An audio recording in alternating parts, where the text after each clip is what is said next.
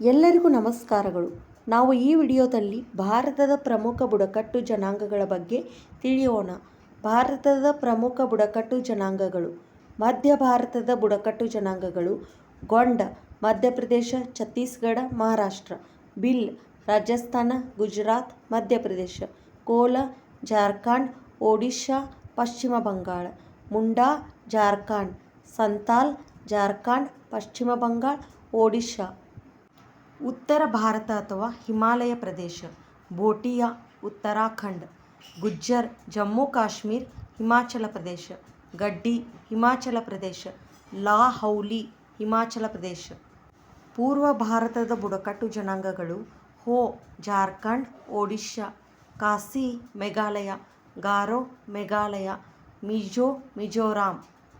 ಉತ್ತರ ಪೂರ್ವ ಭಾರತದ ಬುಡಕಟ್ಟು ಜನಾಂಗಗಳು: ನಾಗಾ ನಾಗಾಲ್ಯಾಂಡ್. ಮಣಿಪುರಿ ಮಣಿಪುರ್. ಅಪಟಾನಿ ಅರುಣಾಚಲ ಪ್ರದೇಶ. ಮಿಶ್ಮಿ ಅರುಣಾಚಲ ಪ್ರದೇಶ. ಬೋಡೋ ಅಸ್ಸಾಂ. ದಕ್ಷಿಣ ಭಾರತದ ಬುಡಕಟ್ಟು ಜನಾಂಗಗಳು: ತೋಡಾ ನೀಲಗಿರಿ. ಕೊಡವ ಕೊಡಗು. ಇರುಳ ತಮಿಳುನಾಡು. ಕಾಣಿ ಕೇರಳ. ಚೆಂಚು ಆಂಧ್ರ ಪ್ರದೇಶ.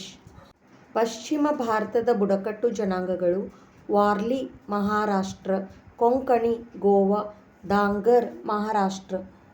ಪರೀಕ್ಷೆಯಲ್ಲಿ ಹೆಚ್ಚಾಗಿ ಕೇಳಿದ ಪ್ರಶ್ನೆಗಳು: ಭಾರತದಲ್ಲಿನ ಅತಿದೊಡ್ಡ ಬುಡಕಟ್ಟು ಜನಾಂಗ ಯಾವುದು?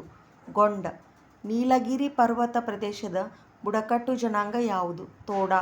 ಸಂತಾಲ ಜನಾಂಗ ಯಾವ ರಾಜ್ಯದಲ್ಲಿ ಹೆಚ್ಚು ಕಂಡುಬರುತ್ತದೆ? ಜಾರ್ಖಂಡ್. ಧನ್ಯವಾದಗಳು.